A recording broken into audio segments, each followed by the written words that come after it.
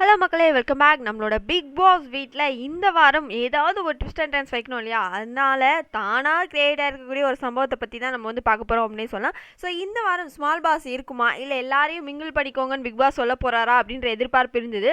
கடைசி நாள் வரைக்கும் ரூல்ஸை ஃபாலோ பண்ணணும் அப்படின்ற மாதிரி நம்மளோட பிக் பாஸ் வந்து சொல்லிட்டாரு. என்ன அப்படின்னா, ஸ்மால் பாஸ் பிக் பாஸ்ன்னு 2 வீடு கண்டிப்பாக பிரிஞ்சே ஆகணும். யார் யார் அங்கே போக போகிறீங்க அப்படின்ற மாதிரி கேட்குறாங்க. பட் என்ன ஒரு விஷயம் அப்படின்னா, மணி அவர்கள் வந்து முடிவெடுக்கிறாங்க. இன்னைக்கு இருந்த மாதிரியே பேசாமல் இருந்துக்கலாமா, நம்ம அங்கேயே இருந்துக்கலாம். ஏன்னா விஷ்ணு, மணி அண்ட் தினேஷ் 3 பேரும் ஒன்றாவே தான் இருக்காங்க. ஸோ அதனால் அவர் அங்கே இருக்கிறதா சேஃப். இங்கே வந்து மாயா பூர்ணிமாட்ட சண்டை போட முடியாதுன்னு சொல்லி அவர் அந்த ஒரு டெசிஷன் எடுக்க, விஜய் என்ன சொல்கிறாரு, சரி அப்போ நானும் வந்துடுறேன். ஸோ அது வந்து எப்படி ஆயிடுச்சு அப்படின்னு பார்த்தீங்கன்னா, பாய்ஸ் வெர்சஸ் கேர்ள்ஸ். ஸோ 4 பொண்ணுங்க 4 பசங்க அந்த வீட்டுக்குள்ளே இருக்கிறாங்க. ஸோ பிக் பாஸ் வீடு அப்படி தான் இருக்க போகுது. ஸோ பிக் பாஸுக்கு இந்த ஒரு ட்விஸ்ட்டை அவர் எதிர்பார்க்கல. ஸோ இப்போ பசங்க பொண்ணுங்க 2 பேர் பிரிஞ்சிட்டிங்க. இந்த வாரம் உண்மையாகவே பயங்கர என்டர்டெயின்மெண்ட்டாக இருக்க போகுது.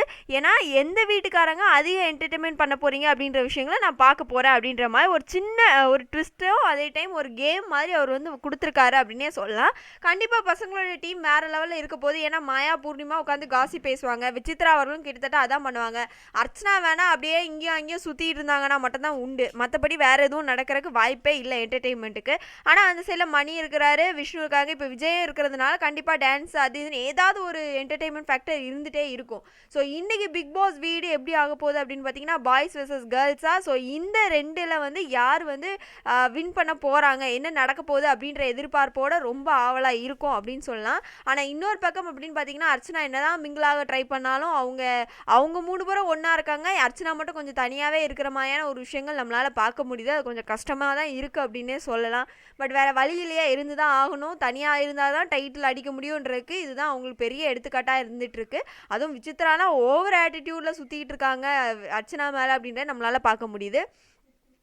இன்னொரு பக்கம் அப்படின்னு பார்த்தீங்கன்னா, விஷ்ணு அவர்களுக்கு 5 ஸ்டார் ரிலேட்டடாக ஒரு பொக்கே வந்து அனுப்பப்படுது. ஸோ பெண்கள் எல்லார் கையாலையும் வாங்கணும் அப்படின்ற மாதிரி சொல்கிறாங்க. விசித்ரா பயங்கர சீன் ஆட்டிடியூடோட எல்லாரும் பொக்கே பிடிச்சி கொடுக்குறாங்க. ஆனால் இவங்க மட்டும் உட்காந்து சீன் கிரியேஷன் பண்ணிகிட்டு இருக்காங்க. ஸோ அதான் சொல்கிறேன், ஒவ்வொரு விஷயங்களும் அவங்கள சீப்பாக தான் காட்டுதே தவிர ஹையாக பார்க்கணும் அப்படின்ற அவசியம் நமக்கு கொடுக்கவே இல்லை அப்படின்றத நம்மளால் பார்க்கப்படுது. ஸோ இந்த ட்விஸ்ட்டை பற்றி நீங்கள் என்ன நினைக்கிறீங்க மக்களே? அதை மறக்காமல் கமெண்ட்டில் பதிவு பண்ணிவிடுங்க.